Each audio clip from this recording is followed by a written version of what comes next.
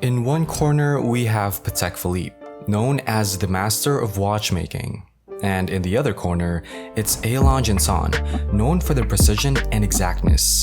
The Patek Philippe 5270G carries clear French influences, reflecting the background of the founder and Frenchman, Adrien Philippe.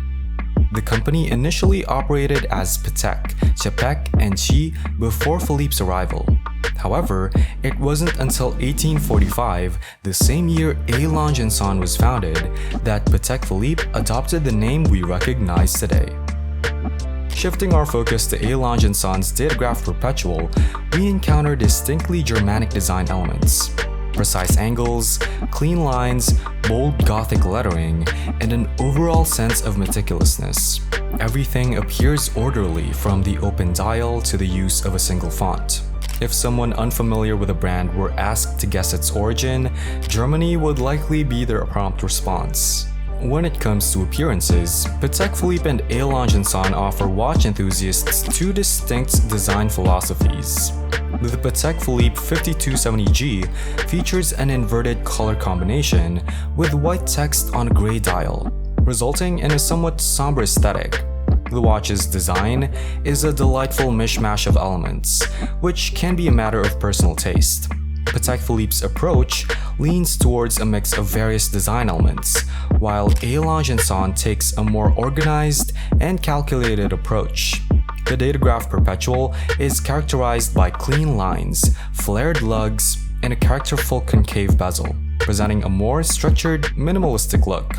However, the real differentiation lies in the craftsmanship of these two luxury timepieces, each priced at over £100,000.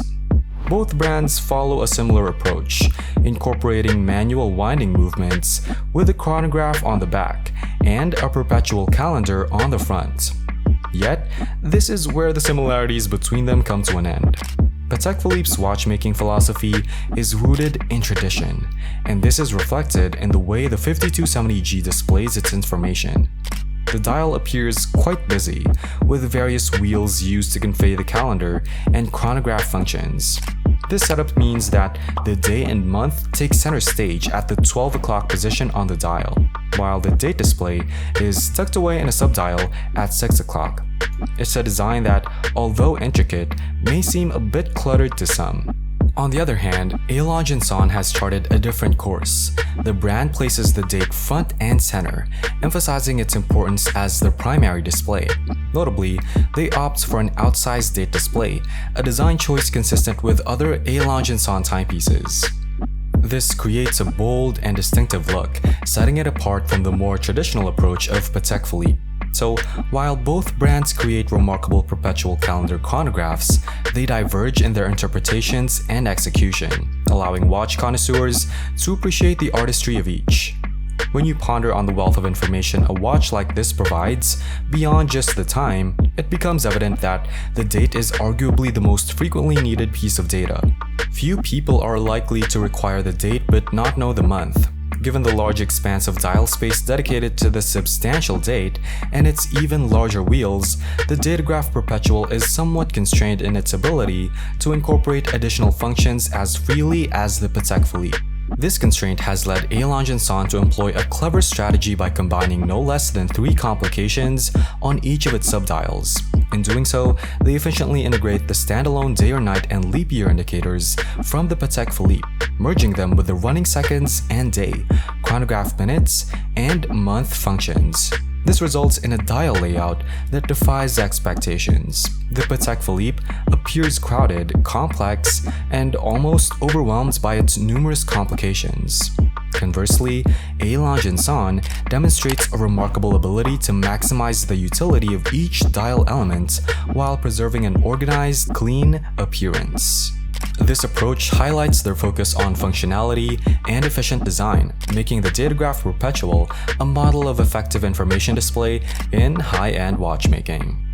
Lange Söhne's design yields a dial with ample space, partially due to requiring one less subdial than its competitors. Consequently, it exudes a sense of simplicity compared to the Patek Philippe.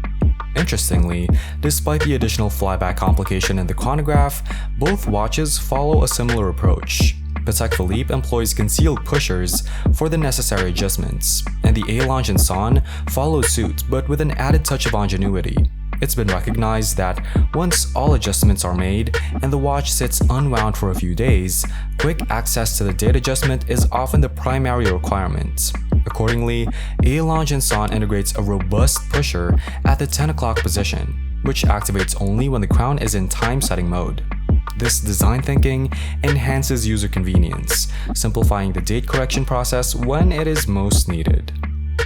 In the ultimate showdown, each brand unveils the inner workings of their watches to deliver a powerful blow. For Patek Philippe, it's the caliber CH29535 PSQ, while Lange Söhne relies on the caliber L952.1. What can be said about the rest of these timepieces holds true for their movements as well. While both movements incorporate horizontal clutches and an instant minute change feature for the chronographs, they have their differences. Patek Philippe's CH29535 PSQ embodies a traditional classic charm. However, it's in the movement that Lange Söhne reveals its playful side. The Datograph Perpetual may have a restrained dial, but the movement is a marvel of complexity. Layers upon layers of delicate, slender components are densely packed, creating a captivating display of watchmaking artistry. Interestingly, the L952.1 boasts more components than its Patek Philippe counterpart, an additional 100 to be precise, 556 versus 456. This results in an intricate, almost overwhelming web of watchmaking craftsmanship. Yet, this incredible complexity does have a couple of drawbacks. The Lange Söhne watch ends up being slightly thicker than the Patek Philippe, and it provides 1.5 times less power reserve. These nuances highlight the trade-offs in watchmaking, where intricate movement designs often come at the cost of size and power reserve. In conclusion, in a world filled with advanced technology like smartphones, self-driving cars, and even tweeting fridges, it's truly remarkable that we have the privilege to witness two such contrasting approaches to creating these exceptional timepieces. On one side, there's the Patek Philippe, representing tradition, elegance, and a slim profile. On the other side, we find Lange Söhne known for efficiency, precision, and analytical design.